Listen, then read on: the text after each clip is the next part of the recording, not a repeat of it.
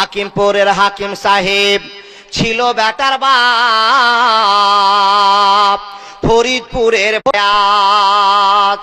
লোকের মাঝে কথা হলো 20,000 টাকা নগদে দিতে হবে, ধারে নাহি কথা। 100 জন বরযাত্রী, 10 জন ডুলি বিবি। বরের বাপ বলল তাদের যত পারবে খাবে। বাসে এলো বরযাত্রী, বর এলো জিপে, ডুলি বিবি এলো দেখো সাদের বনেতে। নামলো গাড়ি হতে, সাদের জামাই নামলো দেখো সালার কোলে চেপে। লুচি বুঁদিয়া, মাছ মাংস, মিষ্টি মিহিদানা,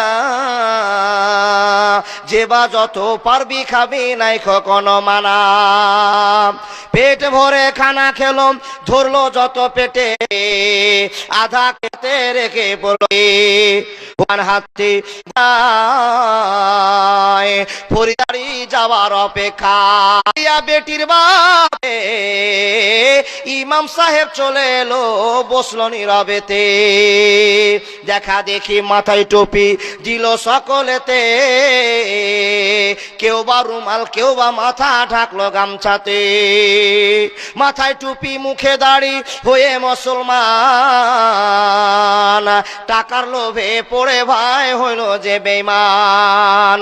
বরের বাপ টাকা পেয়ে গুনে হেসে হেসে, গুনার শেষে হাসি মুখে উঠলো জোরে কেসে। কেসে কেসে রাগ উঠালো, কারণ লোকটা টাকি ফেলে দিল, রাখবো না খুব বাকি। সবার মাঝে বেটির বাপ করে জোড়হাত, বলে করো না অপমান, রাখো আমার বাত। 8 মংলার ভিতরে 2,000 টাকা পরিশোধ করে দিব, দিও না খো ব্যথা। শুনলো না খো বরের বাপ, উঠে পড়লো সবে। ফরিদা কিন্তু জানলা দিয়ে সব দৃশ্য দেখে। আব্বা মোরে জন্ম দিয়ে এতই অপমান, নিজের চোখে দেখে বলে রাখবো না খো প্রাণ। বিষের বোতল হাতে নিয়ে খেলো কেঁদে কেঁদে করে। সমাজ তুমি তৈরি থেকো এর জবাব দিতে, ধরবে যেদিন আল্লাহ তাআলা কিয়ামতের কোটে। লুচি বুন্দিয়া, মাছ মাংস আজকে খাওয়ার দিন, বিষ খেয়ে মরলো কেন সমাজ জবাব দিন। আজ ফরিদা শ্বশুর বাড়ি, সঙ্গে যাবে বোন, সমাজ তুমি জবাব দাও খারাপ কেন মন। আজ ফরিদা শ্বশুর বাড়ি, নামবে ভাবির কোলে, সমাজ তুমি জবাব দাও কবর কেন দিলে। ফরিদারে মতো শত কত দেখো বোন, সমাজের কীর্তি দেখে সে দিল জীবন। এর জন্য বন্ধুগণ চিন্তা করো, হায়রে সমাজ সময় স্বল্পক্ষণ। আমারই কণ্ঠে তুমি কোরআনের বাণী দিয়েছ, বুকের ভিতরে তুমি ইমানের ঝড় তুলেছ। এত ভালোবাসো কেন মালিক আমায়, কি করে শুকুর তার করি আদায়। এত ভালোবাসো কেন মালিক আমায়, এত ভালোবাসো কেন রহমান আমায়, এত ভালোবাসো কেন রাহিম আমায়। পৃথিবীর দিকে দিকে ও দূরে দে, কণ্ঠ আমার দেখো তোমার গীতে। পৃথিবীর দিকে দিকে ও দূরে দে, কণ্ঠ আমার দেখো তোমার গীতে।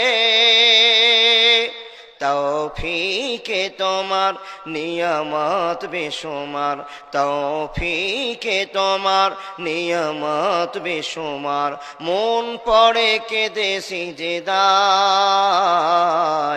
এত ভালোবাসো কেন মালিক আমায়, এত ভালোবাসো কেন আল্লাহ আমায়, এত ভালোবাসো কেন রাহিম আমায়। আমারি কণ্ঠে তুমি কোরআনের বাণী দিয়েছ, বুকের দিরাজে তুমি কোরআনের স্থান দিয়েছ। এত ভালোবাসো কেন মালিক আমায়, কি করে শুকুর তার করি আদায়।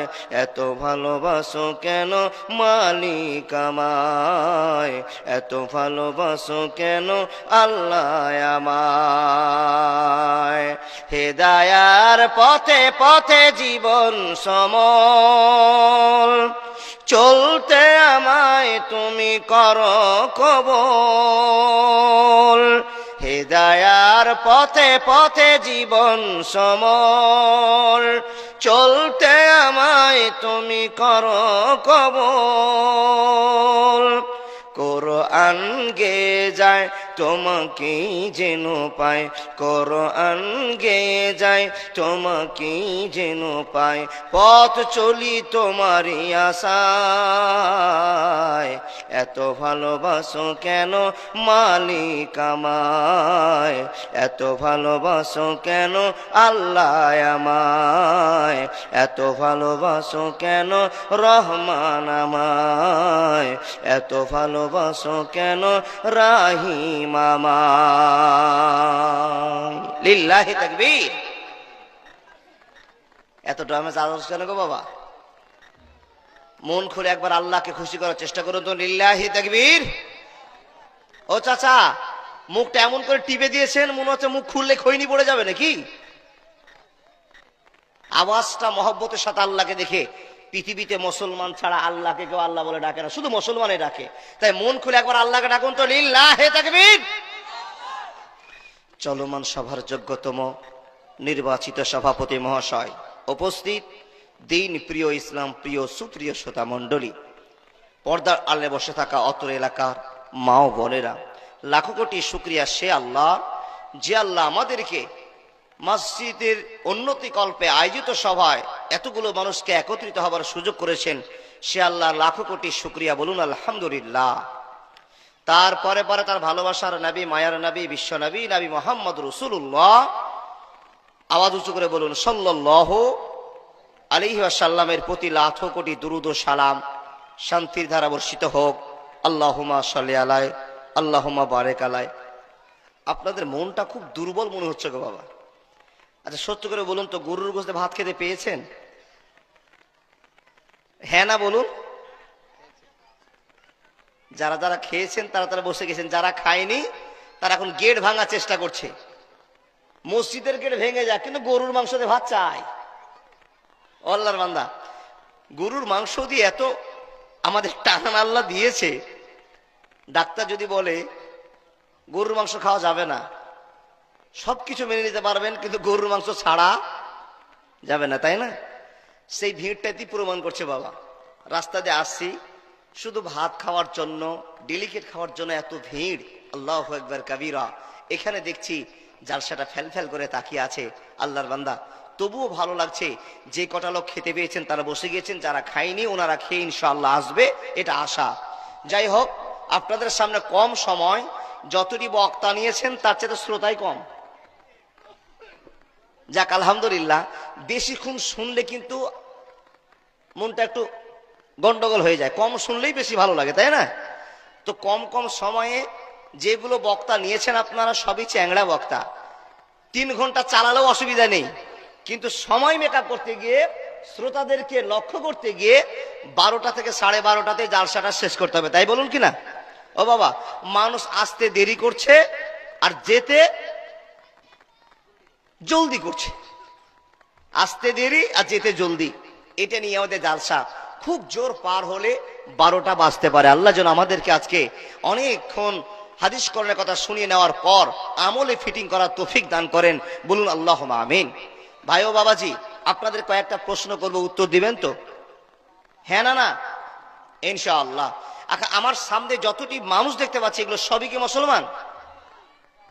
সবাই? আলহামদুলিল্লাহ। যারা যারা মুসলমান তাদের কাছে আমার একটা প্রথম প্রশ্ন, এশারের নামাজ কে কে পড়েছেন একটু হাত দেখান তো। 7 জন নামাজ, বাকি সব এখনো আমরা নামাজ ছেড়ে দিয়ে বসে আছি। সত্য করে বলবেন, আগে নামাজ না আগে জালসা? উত্তর দেন। আগে নামাজ, তাই না? সবচাইতে যে জিনিসটা প্রয়োজন সেটা আমরা ভুলে গিয়েছি। মৌলভী সাহেব ওয়াজ তো অনেক শুনেছি, আজকে ওয়াজ শোনার পরে নামাজ ধরবো। আমার পূর্বের বক্তার হাতে হাত রেখে আপনারা কথা বললেন ইনশাআল্লাহ নামাজ পড়বো। তো ইনশাআল্লাহ থেকে আপনার সুবিধা ছিল না গোলমাল ছিল? যে ইনশাআল্লাহটা বলেন হাত দেখে, ওটা ইনশাআল্লাহতে গুরুত্বপূর্ণ ছিল না? সকালে মুখে মানুষে বলতে হয় ইনশাআল্লাহ বলতে হয়, তা আপনি বলে দিয়েছেন ঝামেলা শেষ।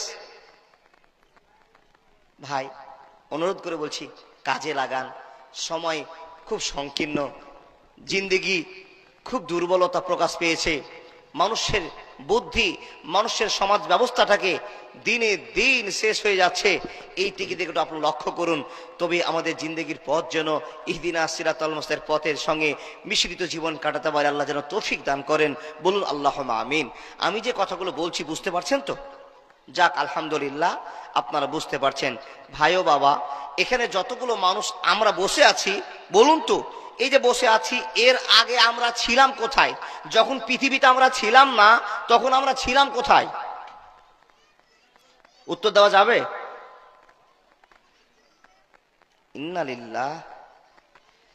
একটু ভাবুন তো, এই যে জগতে আছেন, এখন বসে আছেন, এর আগে আমরা একটা জগতে ছিলাম, সেটা হলো মার পেটের জগৎ। না গো বাবা, সংক্ষেপে একটু হালকা করে বুঝে নেন সরল ভাষায়। মার পেটের জগৎ, মার পেটে ছিলাম। আচ্ছা, মার পেটের আগে কোথায় ছিলাম কারো জানা আছে? স্টেজের লোকটি বাদ দিয়ে। ইন্না লিল্লাহ।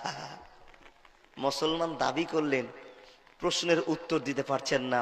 বন্ধু, কত মহব্বত আপনার আছে একটু পরে চেক করা হবে। সত্যি করে বলুন, আমরা আল্লাহকে ভালোবাসি না খারাপবাসি এই প্রমাণ দেওয়ার জন্য তো এসেছি। নিশ্চয়ই ভালোবাসি, তাই তো ছুটে পাগলের মতো পোয়ালে বসে বসে কোরআন হাদিসের কথা শোনার জন্য এসেছি না বাবা? এটা আল্লাহর ভালোবাসা। কিন্তু আল্লাহকে খুশি করতে এখন আমরা পারিনি, যার জন্য পৃথিবীর সমস্যাতে আমরা জড়িয়ে গেছি। আল্লাহ তুমি আমাদের সমস্যাগুলোকে মিটিয়ে দাও, বলুন আল্লাহুম্মা আমিন। আমরা মার পেটের আগে ছিলাম রুহু জগতে, এই কথা আপনি মেনে নেন। রুহু জগতে ছিলাম। রুহু জগতে যখন আমরা ছিলাম, একটাও মানুষ পৃথিবীতে কেউ ছিলাম না। সেই দিন সব মানুষগুলো যারা এসেছি, চলে গেছি, আসবো, এক কথায় রুহু জগতে হাজার হাজার কোটি কোটি মিলিয়ন ট্রিলিয়ন মানুষ জমা আছি। এমন সময় আল্লাহ আমাদেরকে প্রশ্ন করে বলছেন, এ মানুষেরা, আমি কি তোমাদের আল্লাহ নই? প্রশ্নটা দেখুন, আমি কি তোমাদের আল্লাহ নই? তখন আমরা সব মানুষগুলো এক বাক্যে বললাম, কলু বালা, জি হ্যাঁ, আপনি আমাদের রব, আপনি আমাদের আল্লাহ। এই কথা যখন আমরা বললাম, তখন আল্লাহর মনটা আবেগে খুশিতে ভরে গেল। আল্লাহ বলছেন, বান্দা, তোমরা যখন আমাকে আল্লাহ বলে স্বীকার করেছো, আমি আল্লাহ তোমাদেরকে দুনিয়াতে নিয়ে গিয়ে আমার প্রতিনিধি বানার চেষ্টা করছি। আমাকে মেনে নেওয়ার চেষ্টা করার জন্য আমি তোমাদেরকে দুনিয়াতে নিয়ে যাচ্ছি। বন্ধু, দুটো মেশিন ফিট করলেন, দেখেন দেখেন দেখেন, আমার দিকে তাকান। দুটো মেশিন ফিট করলেন, একটা মেশিনের নাম হলো বাবা, আর একটা মেশিনের নাম হলো কি গো? এ বাপ, সত্য করে বলুন তো, আপনার কথা বলবেন কিনা? যদি আপনাদের কোনো কথা জিজ্ঞেস করে উত্তর না পায়, তাহলে জানবো যে আপনারা আমার কথা বুঝতে পারছেন না। ভালো বক্তা এসে ওয়াজ মিলাতে পারবে না, শুধু একটু আপনাদের মুখের আওয়াজের অপেক্ষা করে আছি। বলুন না, দুটো মেশিন, একটা মেশিনের নাম বাবা আর একটা মেশিনের নাম মা। জি, এই আওয়াজটা শোনার জন্য আবেদন করছি বাপ। দুটো মেশিনকে ফিট করেছেন কেন? আমরা সবাই আল্লাহকে কথা দিলাম, আল্লাহ তুমি আমাদের রব, তুমি আমাদের আল্লাহ, তুমি আমাদের খালেক, তুমি আমাদের জাব্বার, তুমি আমাদের রাজ্জাক। সবকিছু মেনটেন করে আমরা বললাম কলু বালা, জি হ্যাঁ। বন্ধুরে আমার, যখন আমরা আল্লাহকে কথা দিলাম, তোমাকে রব বলে স্বীকৃতি দিলাম, মেনে নিলাম, আল্লাহ তাবারাক ওয়া তাআলা এবার আপনাকে আমাকে দুনিয়ার ভিতরে নিয়ে আসার সিদ্ধান্ত নিলেন, নিয়ে আসতে শুরু করলেন। একটা মেশিনের নাম বাবা, একটা মেশিনের নাম হলো মা। দুটো মেশিনকে ফিট করার পর বাপের সম্পূর্ণ মহব্বতটা মার কাছে চলে গেল। বন্ধুরে আমার, দুটো মেশিনকে ফিট করে দেওয়া হলো। হে বন্ধু বল, এই দুটো মেশিন যখন চালু হয়ে গেল, আব্বার কষ্ট দেশ থেকে, আল্লাহর বীর্যের ফোঁটা থেকে, পিঠের ভালোবাসা থেকে মার পেটে আমরা সবাই চলে গেলাম। যখন আব্বা মার সঙ্গে মিলন করলো বন্ধুরে, তখন আমরা 70,000 ভাই বোন, 50,000 ভাই বোন, 60,000 ভাই বোন একই সঙ্গে মার পেটে আমরা জমা হয়ে গেলাম। রে আল্লাহর বান্দা বান্দেরাম, যখন মার পেটে জমা হয়ে গেলাম, তখন মার পেটে একটা ছোট্ট ঘর, যে ঘরটার নাম হলো বাচ্চা দানে। হে মানুষের দল, ওই বাচ্চা দানের ভিতরে আমরা সব ভাই বোন গুলো একত্রিত হয়ে গেলাম। ওখানে 30,000 ভাই ছিলাম, ওখানে 30,000 বোন ছিলাম। ভাই বোন এক জায়গাতে শুরু করলাম জিন্দেগি। বন্ধুরে, আল্লাহ তাবারাক ওয়া তাআলা বলছেন, হে মানুষের দল, আমি তোমাদের ভাই বোনদের ভিতরে মারামারি চালু করে দিলাম।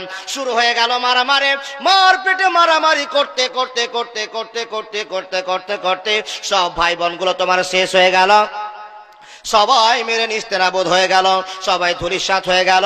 আমি আল্লাহ তোমাকে শক্তিমান করে দিলাম, তুমি এতগুলো ভাই বোনকে মেরে দিয়ে সবাইকে মার পেটে শেষ করে দিলে, একলাই তোমাকে আমি আল্লাহ বাঁচিয়ে নিলাম।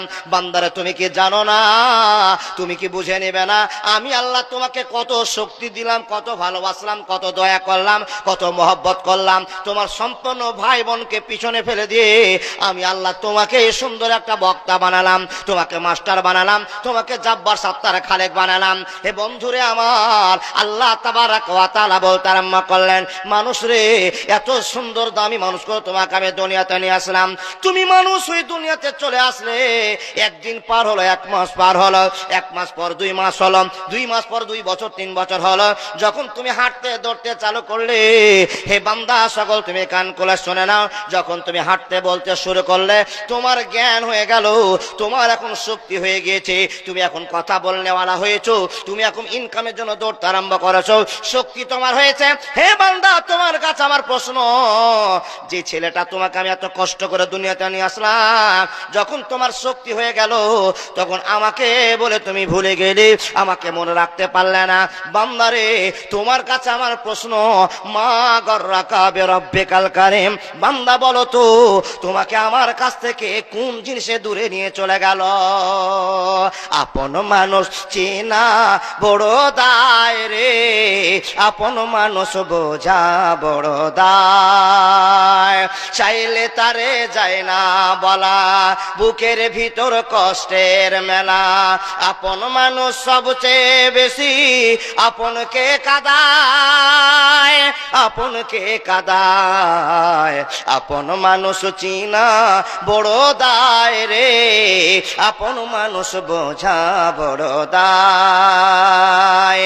বাবুই পাখি ঘর বাঁধিলে হয় না ঘরে ঠায়, ঝড় বাদলে কাটায় রে সে ঘরের দরজায়, পারে না সে ছাড়তে মায়া, ছাড়ে না ঠিকানা, আমি হলাম পথের পথিক, সবই আমার জানা। সময় সুযোগ পেলে মানুষ আপনকে কাঁদায়, আপনকে কাঁদায়, আপন মানুষ চিনা বড় দায় রে, আপন মানুষ বোঝা বড় দায়। একবার জোরে বলুন না সুবহানাল্লাহ। আমি যে কথাগুলো বলছি বুঝতে পারছেন গো বাপ?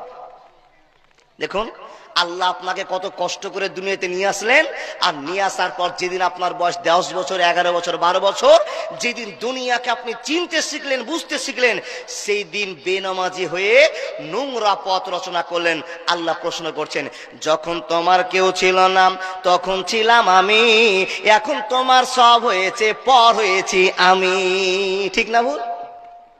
যখন কেউ ছিল না, আল্লাহ আব্বার কাছ থেকে মার কাছে, মার পেটে গিয়ে ভাই বোনেরা মারামারি করতে করতে আপনাকে আমাকে আল্লাহ চয়েস করেছেন, পছন্দ করেছেন, ভালোবেসেছেন। তাই হাজার হাজার ভাই বোনকে পিছনে ফেলে দিয়ে আপনি আপনার মার পেটে, আমি আমার মার পেটে বেঁচে থেকে আজকে বক্তা, আপনি হাফেজ, আপনি কারি, আপনি মাস্টার, আপনি ডাক্তার, আপনি ইঞ্জিনিয়ার, আপনি প্রফেসর, আপনি ছুতর, আপনি মেতর, বিভিন্ন কোয়ালিটিতে মানুষ আসলাম। আসার পরে কি করলাম ও বন্ধু? যেদিন শক্তি হাতে পেলাম সেদিন আল্লাহকে ভুলে গেলাম। আল্লাহ আপনাকে আমাকে প্রশ্ন করে বলছেন, মা গর্রাকা বিরব্বিকাল কারীম। বান্দা বলো, কোন জিনিসের জন্য তুমি আমাকে ভুলে গেলে? কে তোমাকে আমার কাছ থেকে দূরে সরিয়ে দিল? তোমার কাছে আমার প্রশ্ন, বান্দা তুমি বলো, আমার কাছ থেকে তোমাকে কে দূরে নিয়ে চলে গেল? তুমি বলো। ভাই বাবা, আল্লাহ আপনাকে প্রশ্ন করেছে, আপনার কাছে উত্তর চাইছেন। আল্লাহ বলছেন, বান্দা এত যে পরিশ্রম করে ভালোবেসে তোমাকে দুনিয়াতে নিয়ে আসলাম, আর হঠাৎ করে তুমি বেনামাজি হয়ে, তুমি চোর লম্পট গুন্ডা হয়ে দুনিয়াতে ঘুরছো, বলো তো কোন জিনিসের কারণে আমাকে তুমি ভুলে গেলে?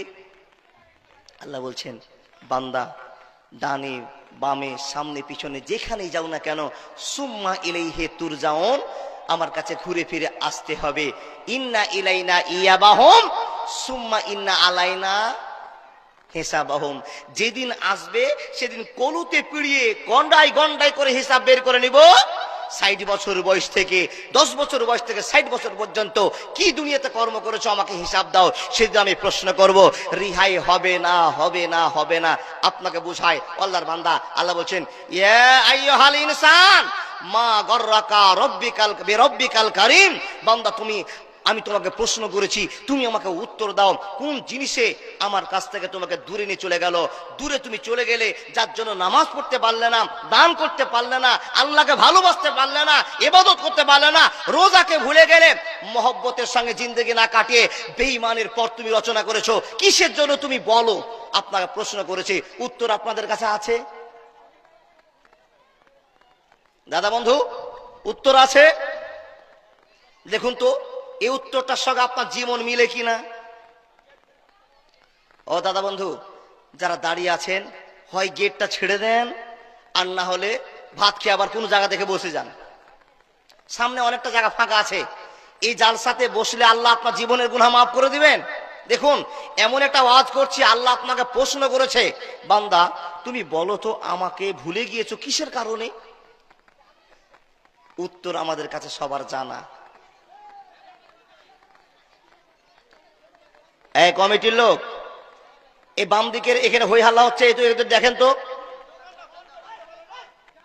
এখানে একটু হই হাল্লা করলে এত খারাপ লাগছে গো বাপ।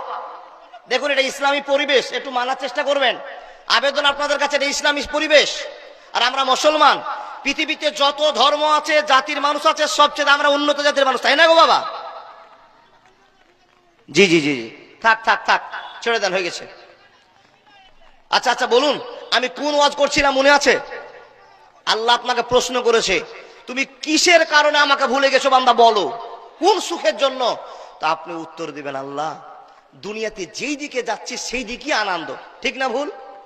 যেই দিকে যাচ্ছি সেই দিকই আনন্দ, হাসি ঠাট্টা তামাশায় ভরে গেছে।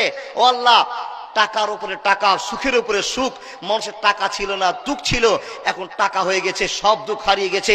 যখন মানুষের টাকা বেশি হয়ে যায় তখন অহংকারও। এরকম করে ওয়াজ করা যায় বাপ? ওদিকে মারামারি কোক, আমি পানি খাই।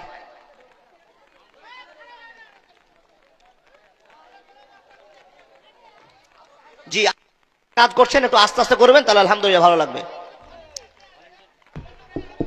ভলেন্টিয়ার ভাইরা একটু দেখেন, এখানে অনেক ডিস্টার্ব হচ্ছে বক্তা সাহেবকে। 1000 মোটামুটি লোক আর সামনে বসে আছে, বক্তা সাহেবকে ডিস্টার্ব হচ্ছে, এতটিক লোককে ডিস্টার্ব হচ্ছে। এটা আপনাদের দায়িত্বে একটু কমজোরি আছে মনে হয়। ওই ঝামেলা হয়ে যাবে দাদা, ঝামেলা হয়ে যাবে, ছেড়ে দেন। মুসলমান তো আর মুসলমানের পরিচয় দিচ্ছে না গো বাবা।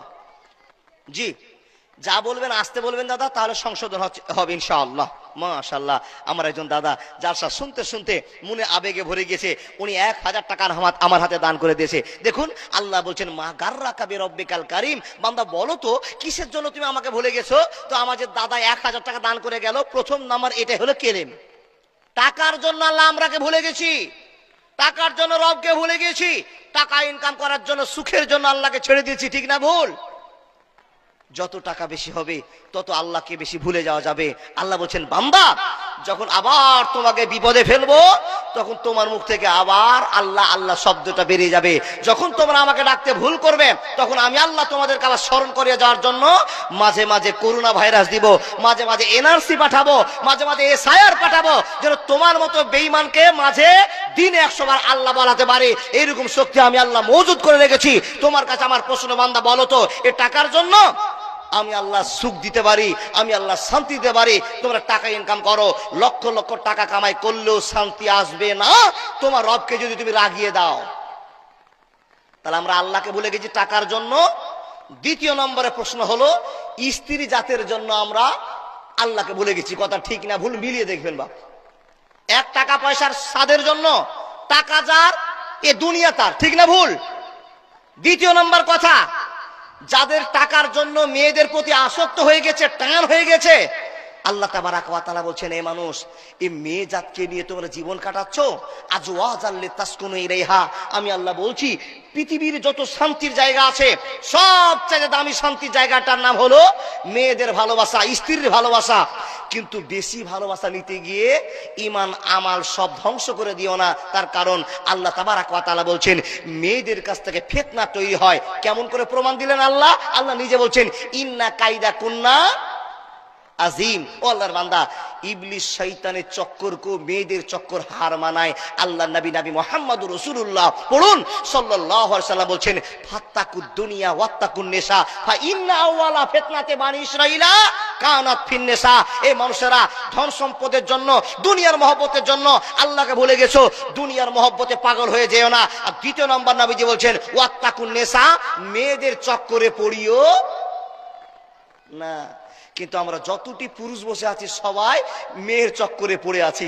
সত্য করে বলবেন ও আল্লাহর বান্দা, চক্করটা কি? নবীজি বলছেন মেয়েদের কাছ থেকে ফিতনা তৈরি হয়, অশান্তি ছড়িয়ে আসে। আল্লাহর বান্দা, ইবলিস শয়তান মেয়েদেরকে খুব কম সময়তে বুঝিয়ে অন্যায় করে নিতে পারে। মা বোন, আপনাকে খারাপ আমি বলছি না, রাগ করবেন না, শুধু বুঝাতে চেয়েছি ইবলিস শয়তানকে বেশি খাটতে হয় না। একটা মেয়েকে দিয়ে গোটা সমাজকে ধ্বংস করতে পারে, যার নাম হলো ইবলিস। আর ইবলিসের জোড়া, ইবলিসের সঙ্গী নাম হলো মেয়ে জাত। মা বোন, রাগ করিয়েন না, আপনাদের কাছ থেকে ফিতনা তৈরি হয়, আর এই ফিতনার জন্য গোটা পৃথিবীর পুরুষেরা কাবু হয়ে গেছে। ও আল্লাহর বান্দা, আপনি মনে মনে ভাবছেন স্ত্রীর সঙ্গে, বেটির সঙ্গে, মায়ের সঙ্গে, মেয়ে জাতের সঙ্গে কোনো সম্পর্ক রাখা যাবে না। এই ওয়াজ কিন্তু আমি আপনাকে বলিনি, ভুল ব্যাখ্যা নেবেন না। স্ত্রীকে ভালোবাসুন। কতটা ভালোবাসবেন? এই যে জালসাতে এসেছেন, হঠাৎ করে স্ত্রীর কথা মনে পড়লো, এই 10 টাকা দিয়ে আপনি 50 গ্রাম বাদাম কিনলেন, বাদামটা পকেটে ভরে নিয়ে চলে গেলেন। স্ত্রীকে রাত 12টার সময় বলছেন, এই জরিনা, এই ওঠ। জরিনা ঘুম ভেঙে বলছে, কি হয়েছে যে এত রাতে তুমি আমাকে জাগাচ্ছ? জরিনা উঠে বলছেন, কি জন্য এত তাড়াতাড়ি করছো? তো বলে, উঠো, তোমার জন্য খাওয়ার নিয়ে এসেছি। আপনার স্ত্রীকে সুন্দর করে উঠালেন, বসালেন, একটা খাওয়ার খাওয়ালেন আনন্দের। নবী মুহাম্মদুর রাসূলুল্লাহ পড়ুন সাল্লাল্লাহু আলাইহি সাল্লাম বলছেন এই কাজটা করার জন্য বিনিময়ে তুমি জান্নাত পাবে, তোমাকে একটা সাদকার নেকি দেওয়া হবে। হতে পারে এই জন্য তুমি জান্নাত পেয়ে যাবে। হে বন্ধু, একটাই মেয়ে, একই বডি, একই শরীর, একই কাজ। বন্ধু, একটা মেয়েকে আপনি 10 টাকাটা বাদাম কিনে নিয়ে গিয়ে সাইডে গিয়ে বিহাইনকে দেখতে পেলেন, বান্ধবীকে দেখতে পেলেন, ওই বাদামের প্যাকেট আপনি দিয়ে দিলেন। আচ্ছা বলুন তো, নেকি হবে? এই মেয়েটার জন্য জান্নাত, আর ওই মেয়েটার জন্য জাহান্নাম। অজ বুঝতে পারেননি? নবীজি বলছেন মেয়েদেরকে ভালোবাসো, তাদের কাছে আনন্দ নাও, কিন্তু বেশি আনন্দে পাগল হয়ে যেও না। তার কারণ হলো মেয়েদের কাছ থেকে ফিতনা তৈরি হয়। ফিতনাটা কি? এখানে যতগুলো পুরুষ বসে আছেন, এই পুরুষগুলোর কাছে আমি হাত দেখতে চাই। যে সমস্ত পুরুষেরা বাপ মাকে একসঙ্গে নিয়ে ভাত খাচ্ছেন, জুদা হননি, এরকম কোন পুরুষ আছেন?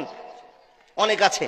কিন্তু বাবা, হাত দেখাতে বলবো সেই লোকগুলোকে, যেই ছেলেগুলো মাকে আর বাপকে পিছনে ফেলে দিয়ে আপনি স্ত্রী কিনে পাগল হয়ে গিয়ে আলাদা সংসার শুরু করেছেন, মানে জুদা হয়ে গেছেন। কে কে আছেন হাত দেখান তো।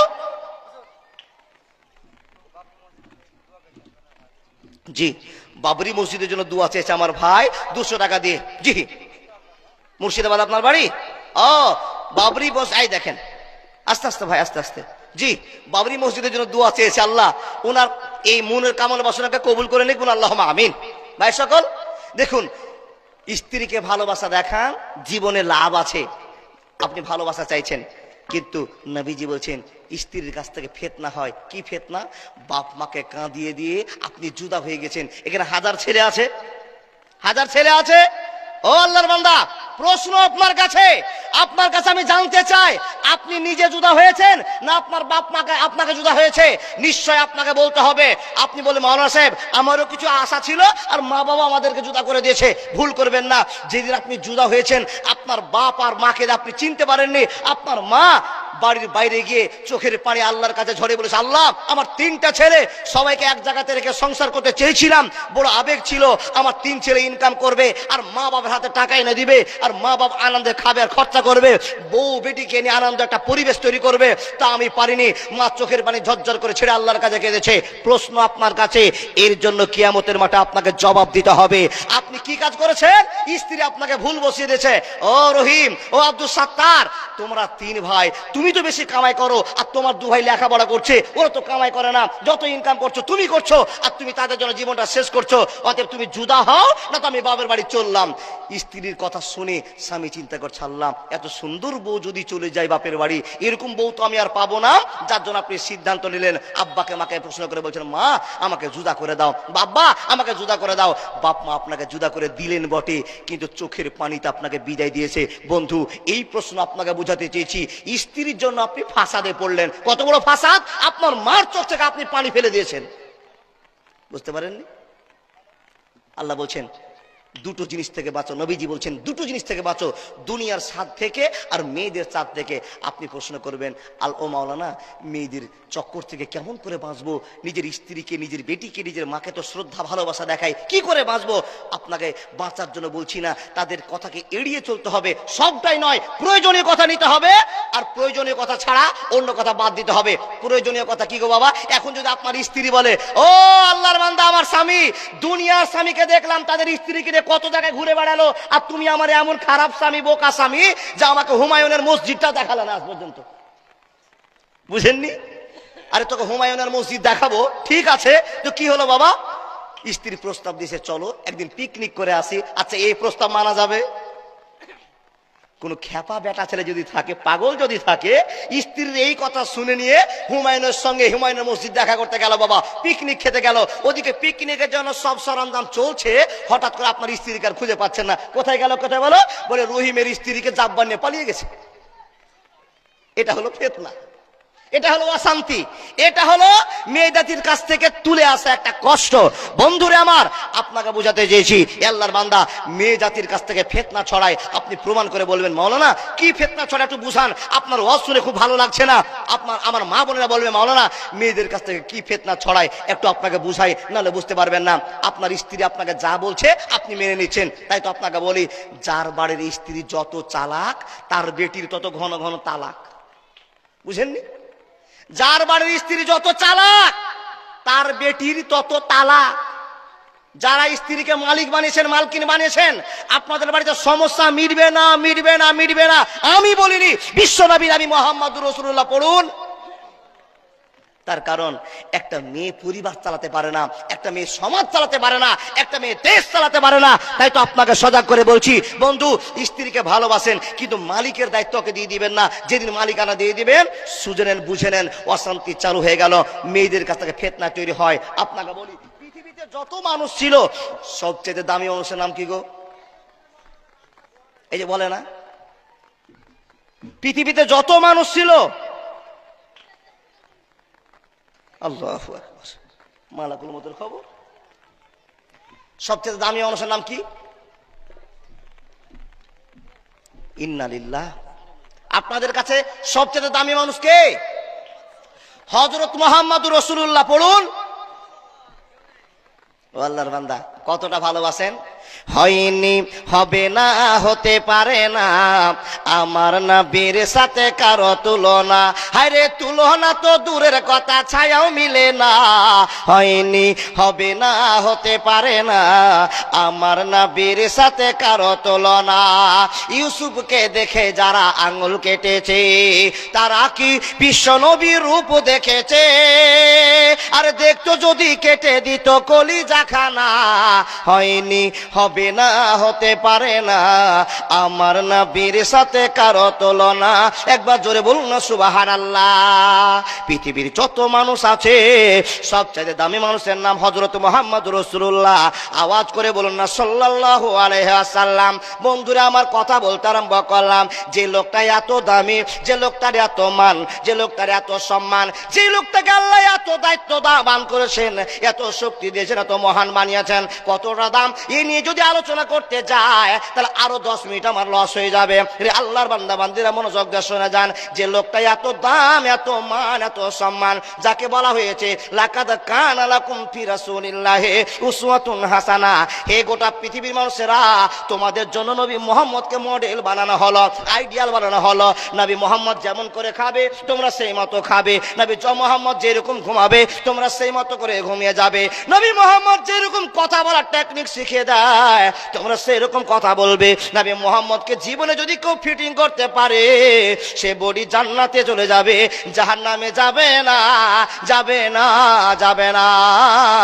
আর কোন মানুষ যদি নবী মুহাম্মদের ভালোবাসাকে আগলে না রাখতে পারে, যদি ধরে না রাখতে পারে, সেই বডি কোনোদিন জান্নাতে যাবে না, যাবে না, যাবে না। এ কথা প্রসঙ্গে আলোচনা শুরু করে দিলাম। হে মানুষের দল, আপনাকে বুঝাতে আরম্ভ করলাম স্ত্রীর কাছ থেকে কেমন করে ফিতনা চালু হয়, কেমন করে অশান্তি ছড়িয়ে যায়। বন্ধুরে, বিশ্ব নবীর কয়জন স্ত্রী ছিল বলতে হবে, জানা আছে? নবীজির কয়জন স্ত্রী? 9 জন। আমি যদি বলি 11 জন, কেউ যদি বলেন 13 জন, কেউ যদি বলে যায় 7 জন, সবার কথা ধরতে হবে বাবা, মতের শেষ নাই। তো এখানে বুঝে নেন নবীজির একাধিক স্ত্রী ছিলেন। তো আপনাদের আমাদের কটা স্ত্রী আছে গো বাপ? একটা। জীবনে কি করলেন? একটা। বলে মৌলভী সাহেব একটার অত্যাচার থামতে পারি না, ডান দিকে বলছে, আর দুটোর কথা তো চিন্তা ভাবনাতেই নাই। ও বাবা ঠিক কথাই বলেছেন। জি, আল্লাহ নবী আপনাকে আল্লাহ বলেছেন, বান্দা যদি একটাইতে শান্তি হয়ে যায়, তোমার মনে যদি সংকল্প না থাকে যে দুটোকে চালাতে পারবো না, তো বিয়ে করতে যাবে না, তো বাবা একবারে চলবে কাশ্মীর আর পাকিস্তান, কোনোদিন থামবে না, ছেড়ে দেন গল্প। আল্লাহর বান্দা নবী মুহাম্মদের একাধিক স্ত্রী ছিলেন। আচ্ছা, কেমন ভালোবাসা দেখেন নবীজি। আপনাকে শর্টকাটের টাইমের জন্য বুঝাচ্ছি। নবীজি সোমবারের দিন মা খাদিজার কাছে, মঙ্গলবারের দিন মা সাউদার কাছে, বুধবারের দিন অন্য স্ত্রীর কাছে, আর এক অন্য স্ত্রীর কাছে, এই করে করে করে করে সময় মেনটেন করতে। এটা আপনাদের গল্প জানা আছে কিনা? সব স্ত্রীর দিন শেষ। আজকে কি বার? আজকে বুধবার। বুঝার জন্য বলছি বাবা, এই টাইমটা মা হাফসার টাইম। আচ্ছা, হাফসা কার বেটি আপনাদের জানা আছে? কি বলেন? বলে হযরত উমরের বেটি। সুবহানাল্লাহ বলুন। হযরত উমর ফারুক রাদিয়াল্লাহু তাআলা আনহুর বেটির নাম কি বললাম? মা হাফসা। হাফসা ছিলেন নবীজির স্ত্রী। আর সেই দিন বুঝার জন্য বলছি, আজকে বুধবার, আজকে মা হাফসার সঙ্গে নবীজির সময় কাটাবেন, সারা দিন থাকবেন। স্ত্রীর দিন একটা করে পালা করা ছিল, আজকে হাফসার দিন। তো হাফসা রাদিয়াল্লাহু তাআলা আনহা বলছেন, নবী গো, আমি আমার বাপের বাড়ি একটু ঘুরতে যাব। তো নবীজি বলছেন, যাও ঘুরে এসো। আমার টাইম তো আসরের পর থেকে তোমার কাছে যাওয়ার, সেখানে টাইমটা কাটাবো। বুঝার জন্য বলছি বাবা, তো তুমি ঘুরে আসো। বাপের বাড়ি যদি কোনো মেয়েরা চলে যায় তো ঘুরে আসতে বাবা একটু দেরি হয়ে যায়। তার কারণ বেটার জন্য কিছু নাই, স্বামীর জন্য কিছু নাই, বাড়ির কিছু খাবার তৈরি করে নিয়ে আসে, স্বামীর জন্য কিছু নিয়ে আসে, এরকম হয় কিনা? মা হাফসা বাপের বাড়িতে গিয়ে সময়টাকে পার করতে করতে বেশি সময় পার করে দিচ্ছেন। আর বিশ্ব নবী শেষ সময়তে মা হাফসার ঘরে যাচ্ছেন। আজকে তো হাফসার ঘরে থাকার দিন, আমার সময়, আমার হাফসার ঘরে যাচ্ছে। তো মা হাফসাকে দেখতে পেলেন না। নবীজি বুঝতে পারলেন যে হাফসা এখনো তার বাপের বাড়ি থেকে আসে নি। নবীজি বলছেন, একলাই ঘরে বসে থেকে আর কি করব? তো আমি আমার আরো যে স্ত্রী আছে এই স্ত্রীগুলোর কাছে একটু ঘুরে আসি। তো নবীজি ঘুরতে গিয়ে দেখছেন কেতাবের ভিতরে পাওয়া যাচ্ছে দুটো স্ত্রীর নাম। একটা হলো জাইনাব বিনতে জাহাস, আর একটা স্ত্রীর নাম হলো মারিয়া কিবতিয়া। এই দুটো স্ত্রীর ভিতরে কোন এক স্ত্রীর ঘরে আল্লাহ নবী ঢুকলেন, দিয়ে বলছেন, ও মারিয়া কিবতিয়া, তোমার ঘরে একটু বসে সময় কাটাচ্ছি, আমার হাফসা এখনো আসেনি, তো হাফসার সময়টা এখানে কাটায়, হাফসা যখন আসবে ওই ঘরে আবার চলে। এবার বুঝতে পারছেন তো? বন্ধুরে আমার, নবীজি ঘরে বসেছেন, আর এমন তো সময় মারিয়া কিপ্তি আল্লাহ নবীর আর একজন স্ত্রী নবীকে বিছানায় বসে থাকতে দেখে স্বামীকে কেমন করে বসিয়ে রাখবো। তো স্বামীকে যারা বেশি ভালোবাসে তারা এটাই প্রমাণ করে দেয় যে স্ত্রীরা স্বামীকে বেশি ভালোবাসে। যদি ঘরের ভিতরে কোনো জায়গায় বিস্কিট থাকে কিংবা কোনো একটা খাওয়ার জিনিস থাকে তো ভালো স্ত্রীদের এটাই গুণ হবে, স্ত্রী স্বামীকে খাওয়ার জন্য সুন্দর করে মুখে তুলে তুলে খাওয়ারটা ব্যবস্থা করে দেবে। কথা ঠিক না ভুল বলতে হবে। বাবা, যারা বিয়ে করেছেন তারা এই গল্পটা জানে না, যারা বিয়ে করেননি ওদের শোনা হবে খালি। যারা বিয়ে করেছেন তাদের কথা বলছি এই কথাটা। দেখেন গো, আপনি ঘরে একলাই বসে আছেন, আপনার কি আল্লাহ সেই কপাল দিয়েছে যে একা স্ত্রী আপনার জন্য একটু খাবার নিয়ে এসে মুখে তুলে দিচ্ছে? এরকম হয়েছে বাবা? সন্দেহ লাগছে, সন্দেহ লাগছে। এরকম স্ত্রী খুব কম ঘরে আছে, সবার কপালে জুটেনি যে স্বামীকে খুশি করার জন্য মিষ্টি মান্ডা ঘরে লুকিয়ে থাকলে স্বামীকে খাওয়ার চেষ্টা করে। দেখেন নবীজি যেমনই যে ঘরে বসা, নবীজির স্ত্রী মারিয়া কিপ্তিয়া কিংবা জাইনাব বিনতে জাহাজ এক পিয়ালা এক কাপ মধু নিয়ে এসে নবীকে বলছেন, নবী আপনি মধু খান। তার কারণ নবীজি মধু খেতে খুব ভালোবাসতেন। নবীকে দিয়েছেন, মধু খাচ্ছেন। দেখেন দেখেন দেখেন দেখেন, নবীকে দিচ্ছেন, নবী মধু খাচ্ছেন। খেতে খেতে সময় হয়ে গেছে, মধু খাওয়া শেষ, দেখছেন 3:30 4টা বেজে গেছে। নবীজি বলছেন, মারিয়া কিপ্তিয়া তুমি ঘরে থাকো, আমি আমার হাফসার ঘরে যাই। বন্ধুরে আমার শুনে যান রে আল্লাহ পাকের বান্দা বান্দিরা, বিশ্ব নবী নবী মুহাম্মদুর রাসূলুল্লাহ সাল্লাল্লাহু আলাইহি ওয়াসাল্লাম মারিয়া কিপ্তিয়ার ঘর ছেড়ে হাফসার ঘরে, মা হাফসার ঘরে পদার্পণ করেছেন, ঢুকছেন, দেখছেন মা হাফসা ঘরে বসে আছেন। নবীজি আমার ঘরে প্রবেশ করলেন। হে মানুষের দল, আপনাকে ওয়াজটা বুঝে নিতে হবে। যখনই বিশ্ব নবীর ঘরে ঢুকছেন তো নবীর দিকে ঘুরে মা হাফসা আর তাকায় না। এজন্য তাকায় না, এজন্য তাকায় না, মার হাফসার কিন্তু মনে মনে বড় রাগ হয়ে গেছে।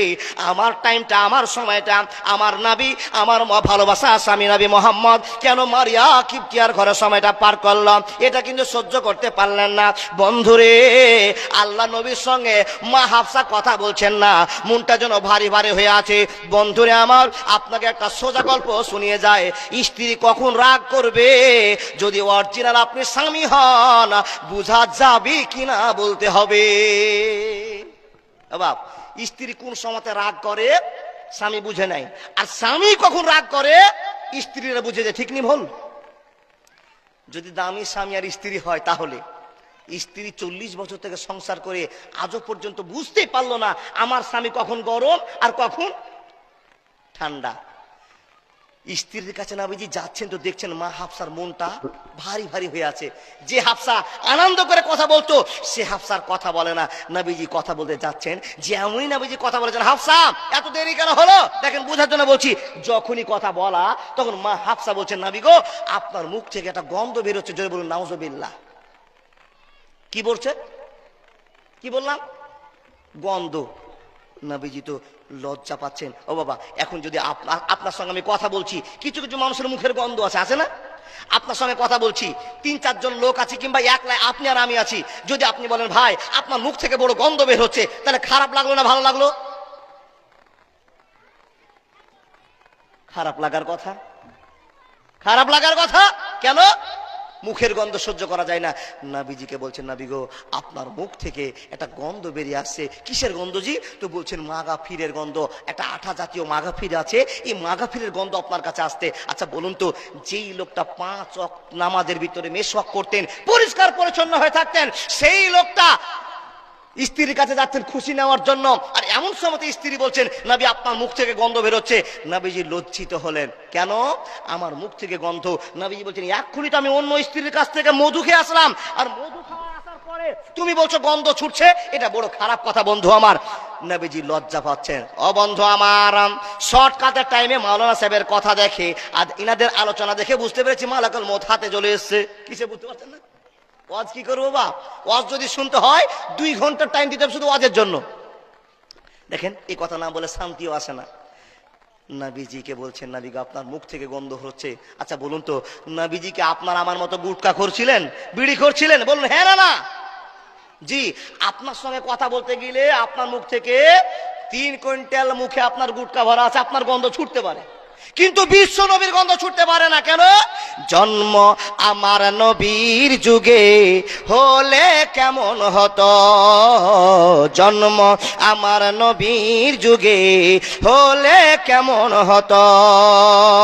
দু নয়ন রসুল পাক দেখিলে কেমন হতো, জন্ম আমার নবীর যুগে হলে কেমন হতো, জন্ম আমার নবীর যুগে হলে কেমন হতো।